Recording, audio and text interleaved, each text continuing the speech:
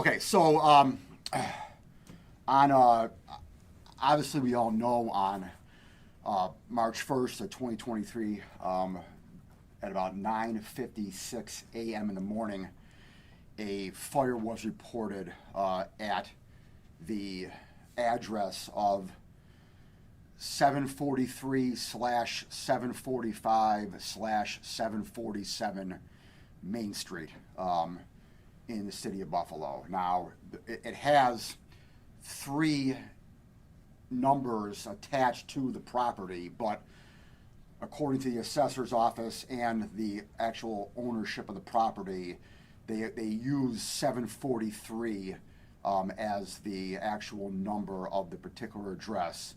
However, the only tenant in the building that was using the building, DC Theatrics, actually occupied 747. So for our practical purposes today, I'm just going to call it 743. That's actually the name of the LLC, 743 Main Street LLC. So I'll just refer to that as the actual number that we'll use. But just know that there's three numbers actually assigned to the building. It is a three-story building with a one-story attached warehouse to the building. The warehouse was totally empty and not in use at the time of the fire. The three-story building, at the time of the fire, the top two floors were not being used at all, the second and third floor. The only area of the building that was being used was the first floor and the basement of the building. The first floor was about a few months prior to the fire occupied by two different entities, one being DC Theatrics and the other being a bike shop. The owner of the bike shop had actually moved all his stuff out of there a few months prior to the fire. They shared the first floor of the actual building. The bike shop guy was gone by the time the fire took place, and so DC Theatrics was the only one using the building at the time of the fire, and they occupied about 2/3, give or take, of the first floor. They also occupied and used the basement area for various purposes, storing stuff, ironing stuff. DC Theatrics is a company that has been in existence for over 40 years. They provide basically costumes to everyone under the sun here in Buffalo. They have just a ton of costumes of all different makes and models and kinds that were throughout the actual first floor and the basement of the building. The building was recently purchased about 4 months prior to the fire in December of 2022. The owner is former Congressman Chris Jacobs. Like I said before, he named the company 743 Main LLC. The owner, once buying the building, notified the tenants that at some point they were going to have to move. Like I said, the bike shop guy got out of there pretty quickly, and DC Theatrics was in the process of trying to find a new place. DC Theatrics had a month-to-month lease on the property. The owner decided to hire a general contractor to do some work in the building to basically renovate the building.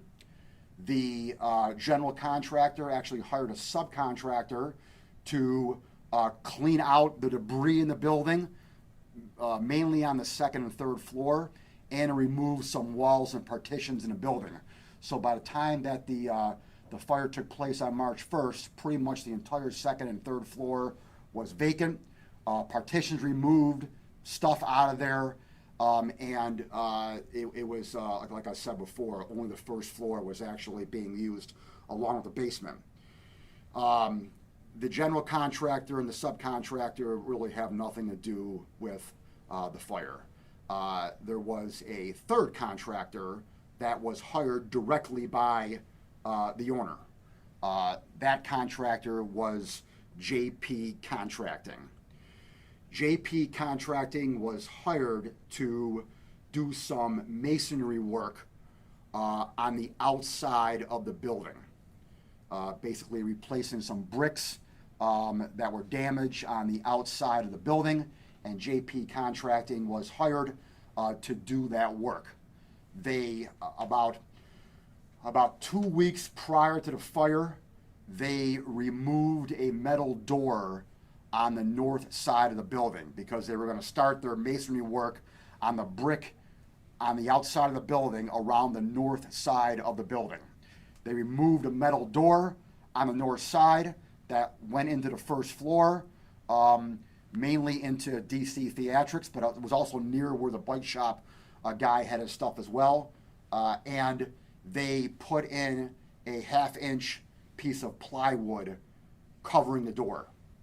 And they screwed the plywood in to the door that they had just removed, the door frame. Obviously, when the plywood went in, it did not completely fill up the door frame. It was not measured to the exact measurements of the door frame, and there were some gaps around the edges of the door, and also mainly underneath the bottom of the plywood. In addition to removing, when they removed the door, there was debris that was coming up right up against the inside of the door. They also removed that debris, threw some of it out, and actually pushed some of it back. So the materials that were in the interior where that doorway was were no longer now up against the plywood. They were moved back a ways. The exact distance I don't know, but the evidence that I've uncovered along with the ATF is that they were moved back a few feet or so. On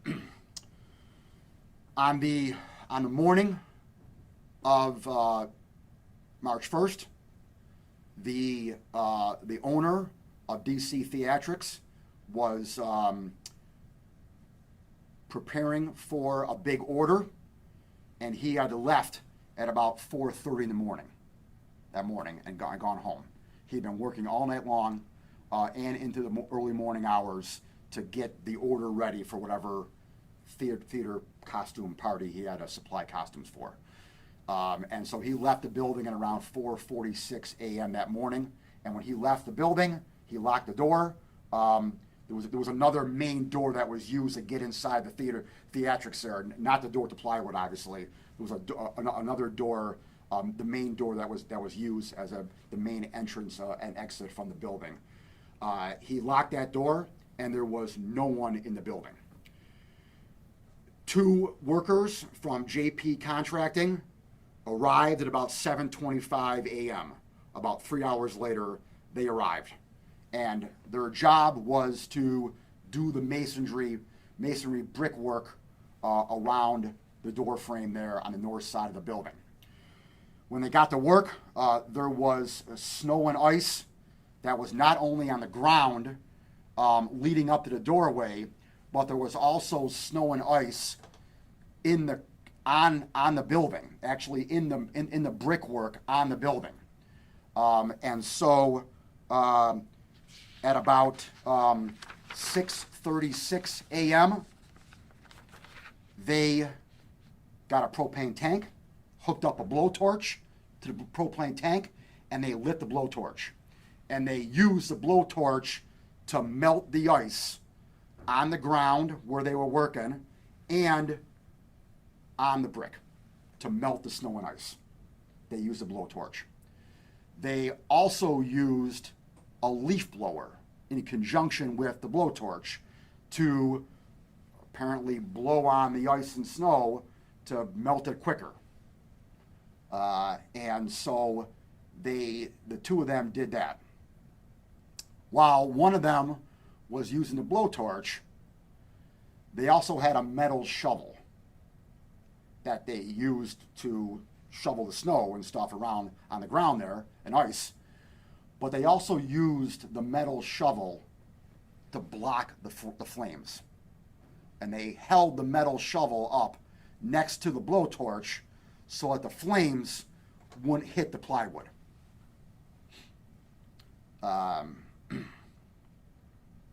They stopped using they used a blowtorch on and off from about 7:36 a.m. to about 8:17 a.m. So about 45 minutes on and off, they used the blowtorch to melt the ice and snow around the door and on the ground. And then, at about 8:20 or so, they started doing the actual masonry work because the snow and ice had been melted.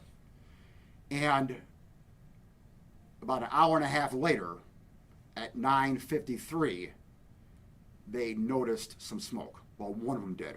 One went home on a break, and only one was left there at 9:53.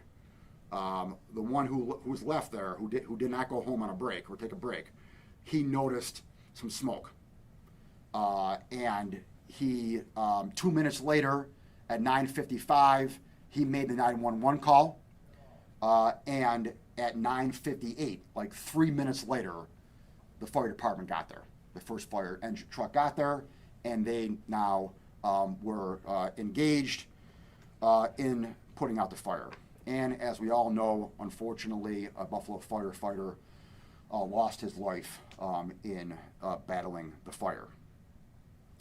The numerous agencies were involved, not only at the scene there, but in the investigation that followed. At the scene, the ATF showed up, the Buffalo Fire Department obviously showed up, the Buffalo Police Department showed up, the New York State Fire Marshal showed up, and everyone was there. Buffalo Fire Department obviously taking the lead in putting out and battling the fire. After the fire, these same organizations, along with my office, got involved in the investigation of the matter.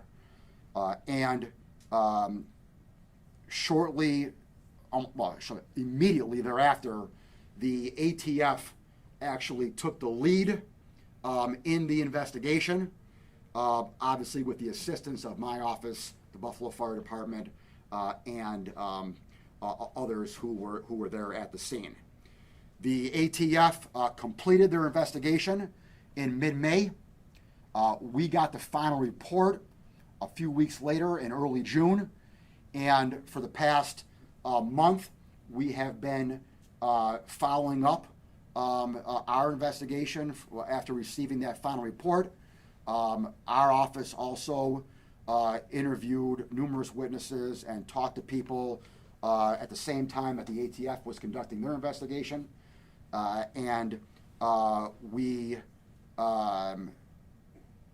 We basically, we were waiting for the final report to get done before we did anything or came to a conclusion, and i.e. me standing here today. And we kind of followed that up and did some wrap up in the past month or so.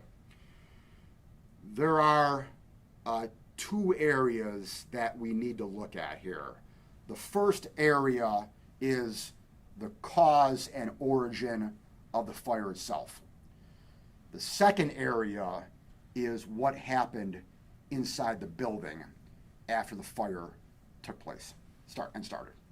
So there's two separate areas that need to be analyzed and need to be addressed.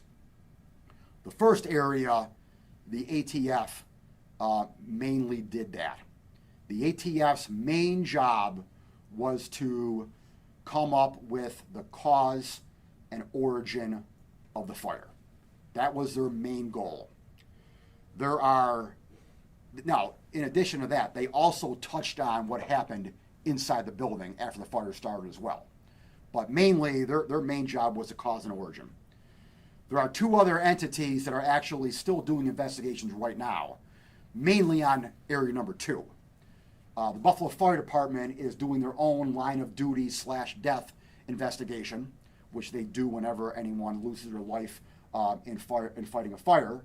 And there is a New York State entity called the Public Employees Safety and Health Bureau, called PESH, P-E-S-H. PESH is also doing an investigation as well, And again, they're mainly focusing on what happened inside the building when the fire started, all right? Now, I don't need really to wait for those investigations to get completed. I met with the actual fire commissioner yesterday, and he told me that both of those investigations are pretty much done. They're just putting pen to paper.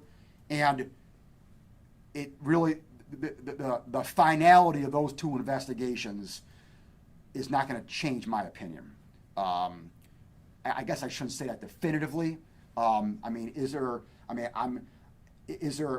I guess, a remote possibility that something could come out of those two investigations that I don't know about right now? Yeah, I guess there's a remote possibility of that, but I sincerely doubt it. And if there is, then I'll just come back up here and say, hey, it was remote and something came up. But that's not going to happen.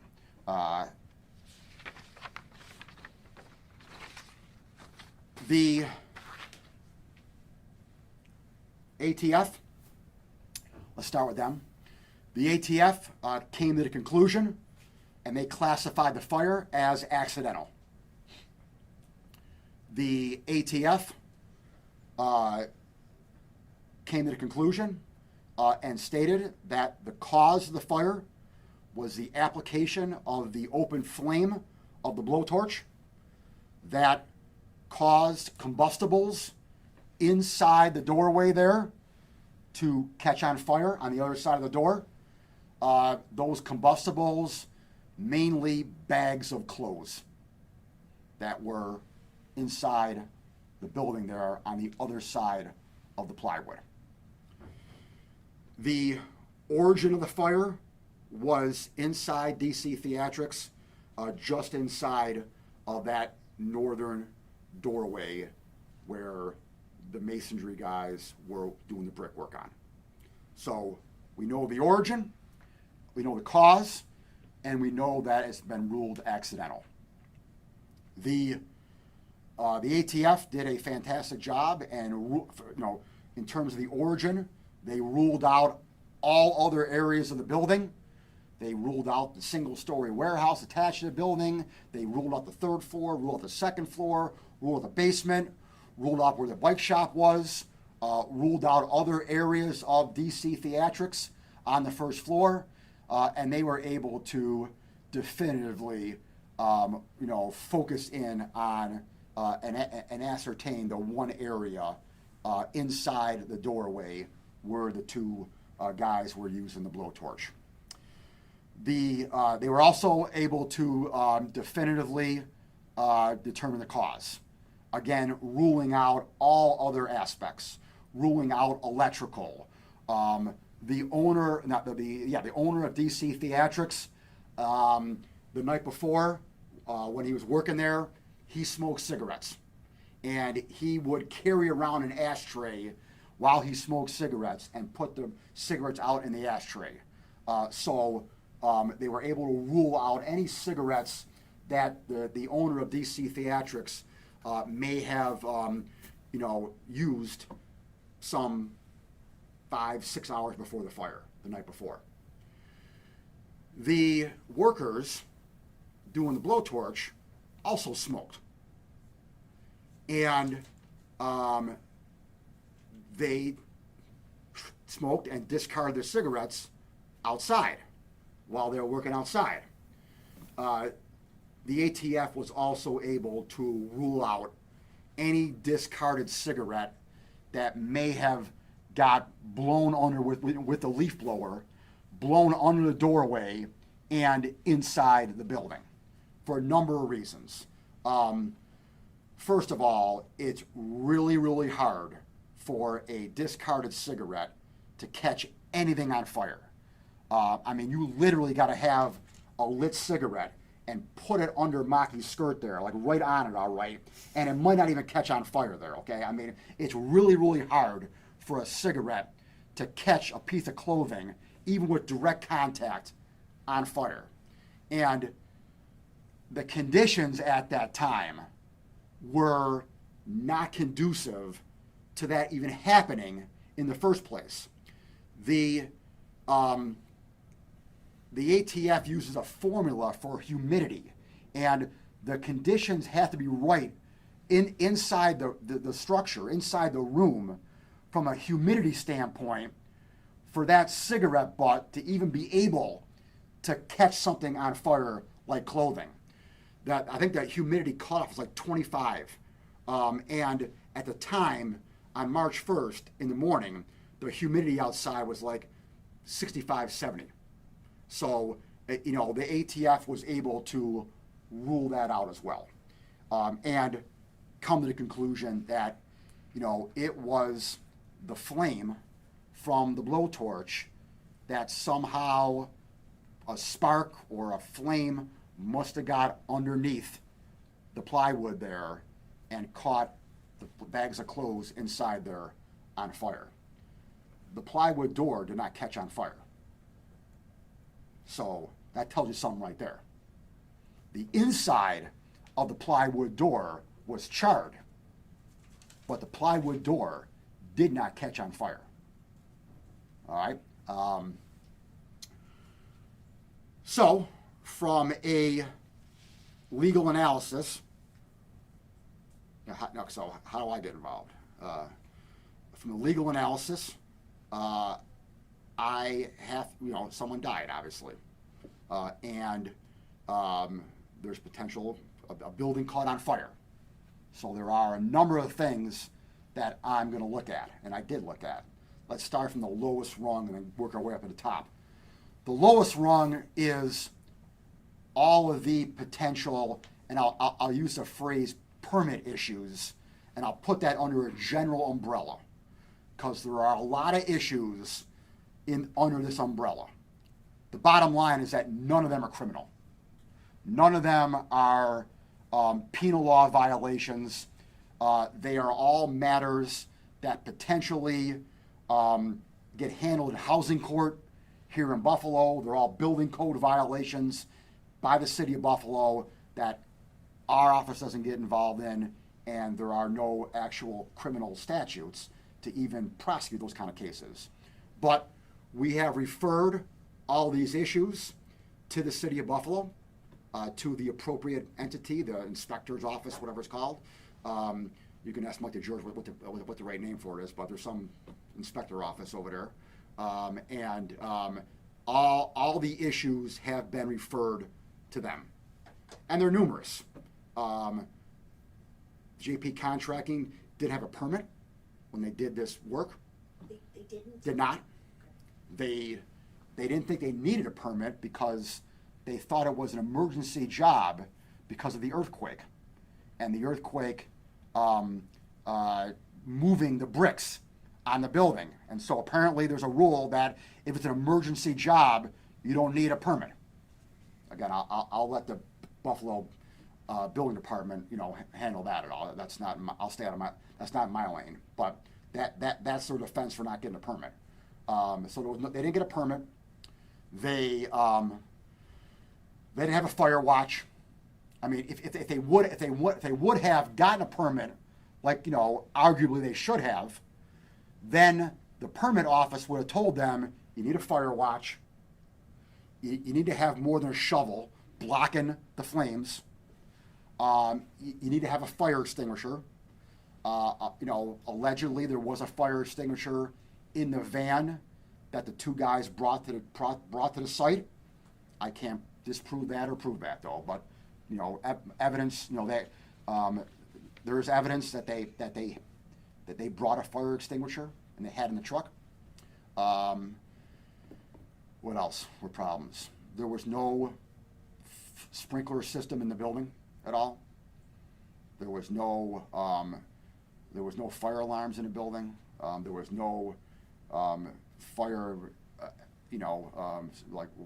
water extinguishers, in the building at all. But again, those are all issues. Those are all non-criminal issues. Okay, that again, the owner and the contractor have to deal with the city of Buffalo. But from my purposes, none of that stuff is potentially chargeable by me, and so I move on. And I go to the next ladder up, which is arson. And after a review of all the evidence, it is clear that arson is not applicable here because every single arson penal law has an element of intent. And there's obviously no intent to cause a fire here, or no proof of any intent to cause a fire. So arson, all the arson charges are now ruled out as well. Which leaves us with the death of firefighter Arnold. And there are potentially two charges that we looked at. The first is the reckless manslaughter, which is manslaughter in the second degree, and the other one is criminally negligent homicide.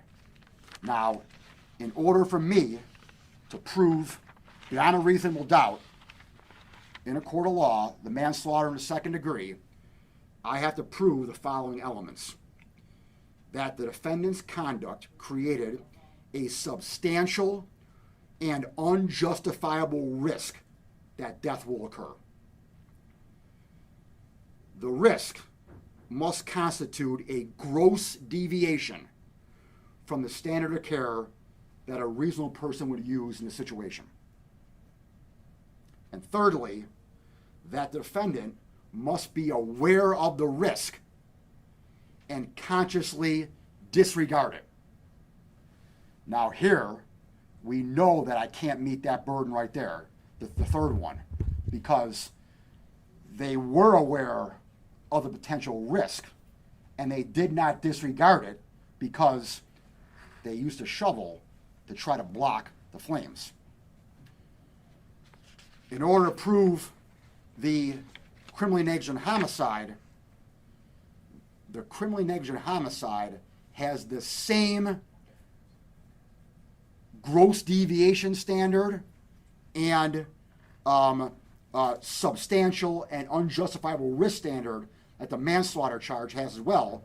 But in addition to that, it says that a person fails to perceive any risk at all. And again, they didn't fail to perceive that because they used a shovel to block the flames, or to try to block the flames, all right? So, as you can see here, there's a common denominator in both of these charges, that I've got to be able to prove a substantial and unreasonable risk on top of a gross deviation of care here. On top of that, I have to factor in intervening events and intervening causes. And I also have to factor in foreseeability. Is it foreseeable that someone's death would occur when they knew no one was in the building, no one was in the building, and they took precautions to make sure the flames did not get in the building? The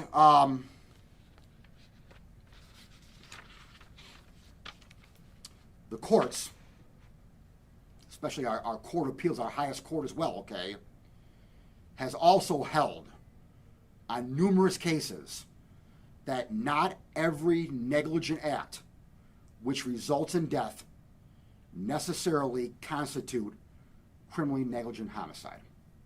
That theory is emboldened and embodied in our case law.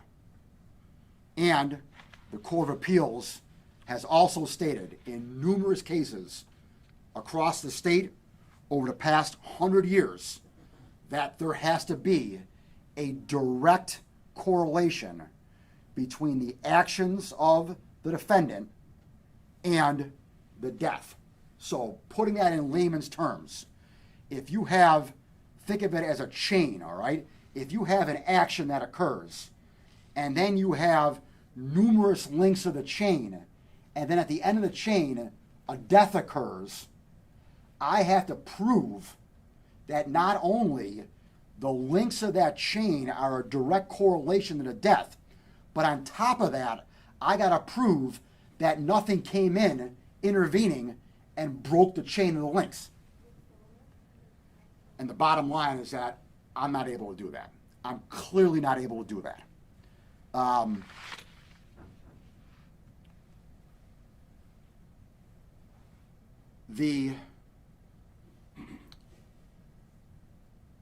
like I said before, the firefighters got there at about 9:58.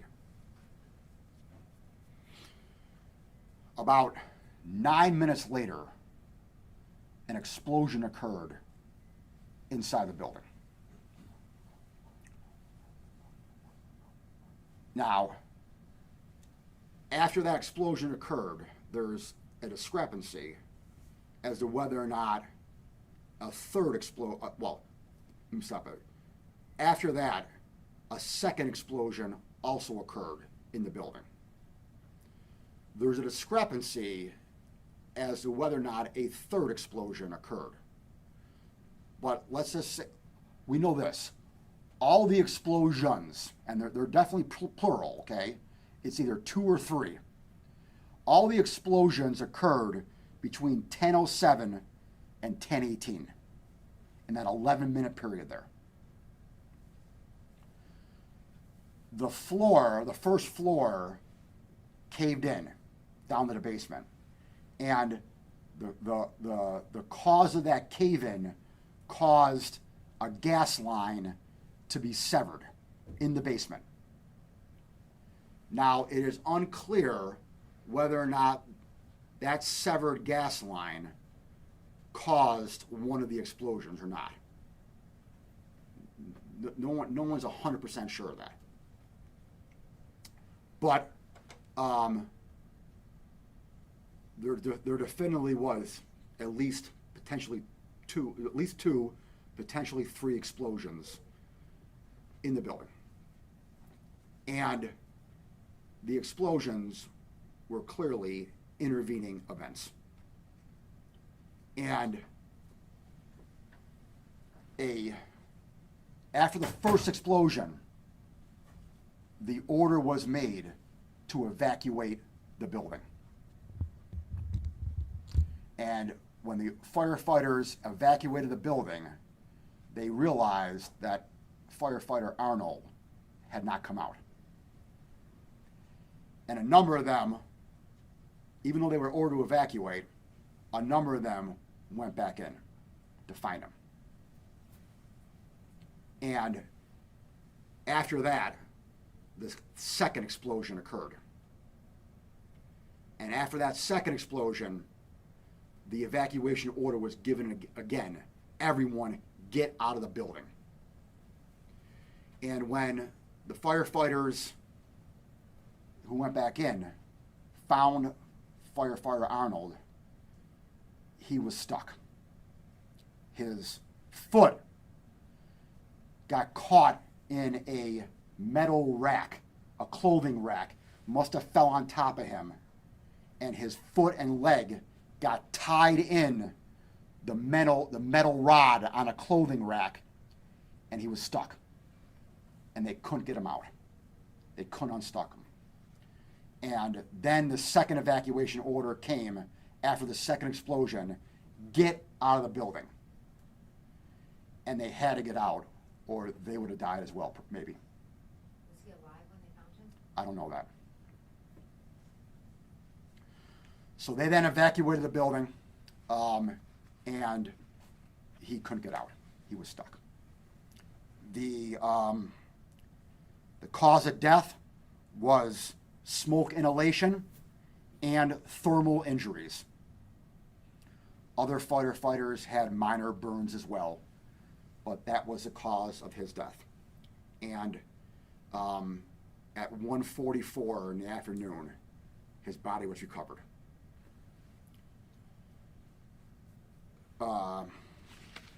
So, at the end of the day, from a legal standpoint, it's clear to me and my team here that I cannot prove beyond a reasonable doubt in a court of law any crime of criminally negligent homicide or manslaughter in the second degree. I cannot prove any arson charges as well, and so the bottom line is that no criminal charges are going to be filed against anyone regarding this matter. As the ATF determined, this was an accident. This was a horrific accident, and I informed the wife of Petty Officer Arnold through her attorney yesterday. I didn't want her to hear it obviously on the news here, so I told her attorney yesterday that there'll be no criminal charges filed. She wasn't pleased, obviously. I don't blame her. I mean, but I understand that. I understand that people want to have someone pay for what happened here, and I get that mentality. But I ethically can't force a square peg into a round hole. You know, two wrongs don't make a right. And so I don't have the evidence beyond a reasonable doubt for any criminal charges at all. You know, my heart continues to go out to the Arnold family and to the Buffalo firefighting community. But as far as I'm concerned, this matter is closed. Like I said, no charges are going to be filed. What about civil liability? Do you think you see there being someone when I made the comment that, you know, people expect, you know, someone to pay for what happened? There's two ways to get paid. There's criminally and there's civilly. Mm-hmm. So just because the civil aspect is done, the criminal aspect is done, there's clearly a civil component here, the wife, the family has Charlie Desmond as their lawyer. He's one of the best lawyers in town, and they will proceed accordingly. And what about just the idea, from what you've heard based on the findings and with the people you talked to, the fact that they were using the blowtorch to melt the ice, is that kind of against OSHA? Is that kind of like a gray area? No, they say it's common. They say it's done all the time. Mm-hmm. It's stupid. You know, if you think about it. Mm-hmm. I mean, you got a plywood door there, okay? Now, all right, they're using a, you know, as my wife's got a perfect phrase for this. You know, when she uses it against me all the time when I do work at home, okay? It's half-ass. You know, if you're you know, obviously you're concerned about the plywood catching on fire because you're blowtorching right next to it. All right, I get that, but all right, let's put up a full metal shield, all right, or something like that to block the flames and the sparks. You know, not a shovel like going on. You know, it's stupid but not criminal. So is it a matter of that if they had just taken the time to make sure that the plywood had fit the door properly and that there wasn't any sort of spacing, that this could have been avoided? Maybe. I mean, maybe. But again, you're never gonna. I mean, every door has an opening at the bottom. Okay, you know. So you're never gonna perfectly, you know, fit it. But again, that may have prevented the actual, you know, done a better job of preventing the flames and sparks to get underneath there, okay? But that was only one factor. I can't say it would have prevented the death, obviously. I mean, well, I guess you could say that the fire didn't start in the first place, obviously, but, you know, there were, like I said, there were other intervening causes that actually led to the death of firefighter Arnold. And you said that there was a leaf blower somewhere associated with this? Yeah, they had a leaf blower outside, and they were using a leaf blower in conjunction with the blowtorch to melt the ice. The air, and the air didn't help, obviously. So if the air now from the blowtorch, from the leaf blower, is now getting through under the door, that's pumping air now into the building there, which, you know, gives a fuel fire. So this door was an exterior door or an interior? Exterior. Exterior. It's right. Was it on the side? Yes, side of the building. Yeah. Okay. The north side of the building. Okay. And they were. So we're outside now. That door goes inside the building. Okay. Yeah. And they were standing on the ground. Outside the building. Outside. Yeah. The building. They never went inside the building at all. Okay. Never. And they were using the blowtorch torch around the door Yep. or just Yep. everywhere? Yep, or- yep. So where it's like where that thermometer is there, like that's a brick right there. So they're blowing around that thermometer there because they're going to replace a brick where that thermometer's at. They were removing bricks? Is Yeah, that- they're okay. removing Like, they were, brick. like, pointing? Like- What's that? Isn't that what it's called, like when you're removing? Mark, I have no idea. I don't know how to fix a light bulb. That's me for. Okay, all right, this is not your expertise. Yeah. Yeah, I have a couple Oh, questions. yeah, go ahead. This is Jason Arno's widow who's texting me, and Yeah. she's sick over this. Yeah, She I- wants to know how you can justify no charges. She Yeah. also wants to know what this says for other first responders putting their lives on the line every day. Yep. And she really wants to understand how you got to that conclusion. Well, for the past half an hour, I just explained it. I mean, I got that I know conclusion. you Yeah, did. yeah. I mean, so She's. yeah, I get it.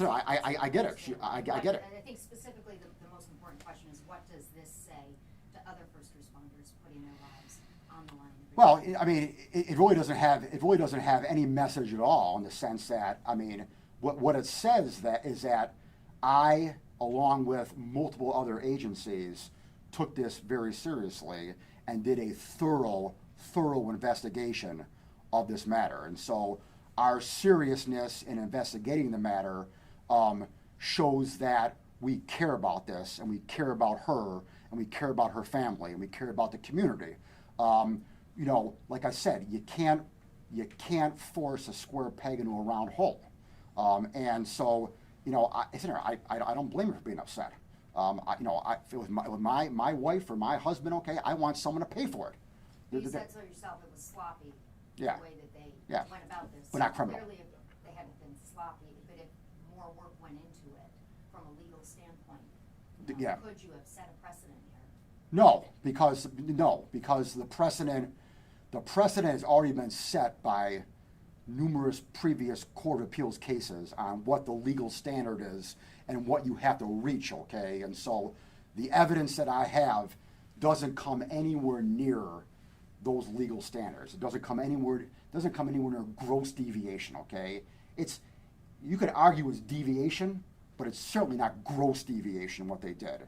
It's clearly not a substantial and unjustifiable risk either, all right? And on top of that, what the main factors, not main, but one of the main factors here, again, are the intervening causes that caused the explosions in that building. They And would have never happened if they hadn't correct, been so sloppy. correct, I agree. But you can't, you gotta have that direct link, okay, and all those chains going forward, and you just don't have it here.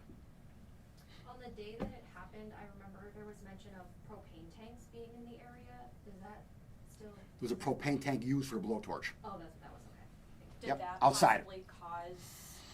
No, it was outside.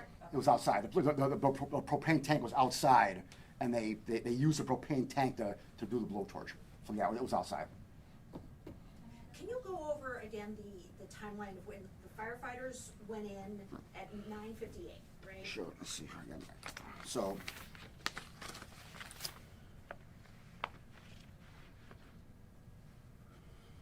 I give you the entire timeline. So at 4:46, the owner of DC Theatric left the building. At 7:45, the two workers arrived. At 7:29, the propane torch was ignited. At 7:36 to 8:17, the torch was used in and around the north doorway at various times. At 8:35, the propane tank was turned off. At 9:53, one of the workers noticed a fire and attempts to extinguish it. I also forgot that point there. He took a bucket of water, he got some somewhere, and he threw it underneath the bottom of the door to try to get the fire out. Was he able to open it? He unscrewed the plywood on the east side of the thing and pried part of the plywood off, okay? And then after that, he kicked it in and broke it in right away and then saw the flames inside there. So he saw flames, it's not Correct. just smoke? Correct. Okay. So at 9:53, Sabi appeared to notice a fire and attempts to extinguish it. At 9:55, he called 911 to report the fire. At 9:56, he kicked open the door of the plywood covering the north doorway. At 9:58, Engine 2 arrived on the scene. And at 10:06, 10:07, the first explosion occurred. They call it a backdraft here. Immediately thereafter, they ordered evacuation of the building. At 10:18, a second backdraft is reported. And after that, all firefighters were ordered to evacuate the building. And at 1:44, his body was recovered by fire personnel. And again, no permit for any of this work that they were doing. Correct. So He was reported missing after the first explosion? Or They, realized he was gone? after the first explosion, Yeah. they ordered to evacuate the building. They evacuated, realized he wasn't there, and a number of them went back in to go find him. And then a second explosion occurred, and then they ordered again to get out of the building. They found him when they went back in. They just couldn't unstuck him, and then they came out. So, Yeah, Dave. clarify. Yep. So they go in, it's an explosion, they get out. Yep.